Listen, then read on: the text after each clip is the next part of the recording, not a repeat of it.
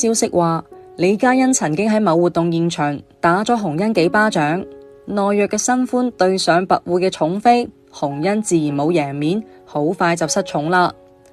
走出劉鑾雄嘅金絲籠之後，洪恩一頭扎進咗愛情嘅不歸路，婚姻失敗，未婚生子，被拋棄，被劈腿，總係同負心漢撞滿懷嘅洪恩，揀男人嘅眼光格外唔好，將最好嘅時光都蹉跎喺一段又一段糟糕嘅感情中。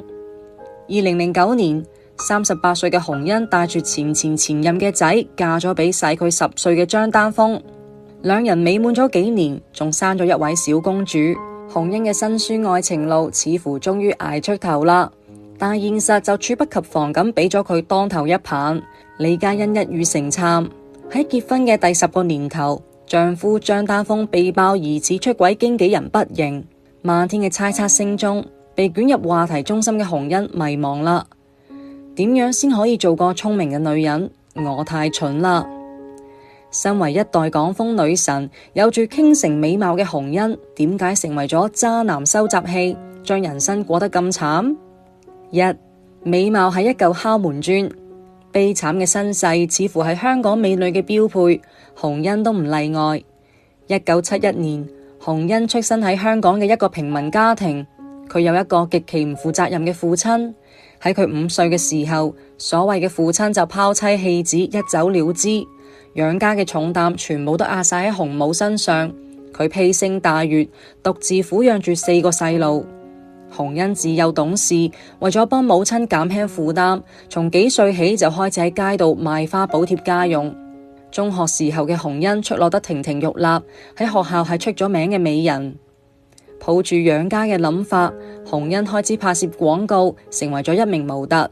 單純嘅洪恩冇諗到食顏值福利入演藝圈發展，佢最大嘅夢想就係賺到錢之後，唔再被抌到去嫲嫲屋企，可以同屋企人住埋一齊。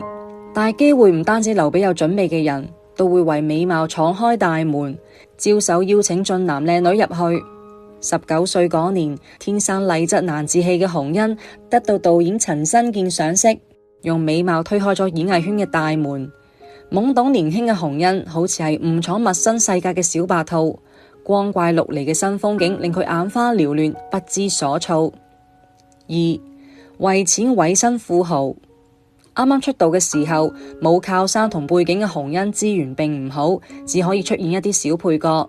好在洪恩為人佛系，事業心唔強，喺浮躁中守住咗寧靜嘅心，選擇一步一步穩紮穩打。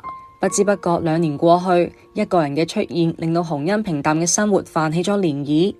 1992年，洪恩拍攝《魔都合情》嘅時候，認識咗同劇組嘅蔡少芬。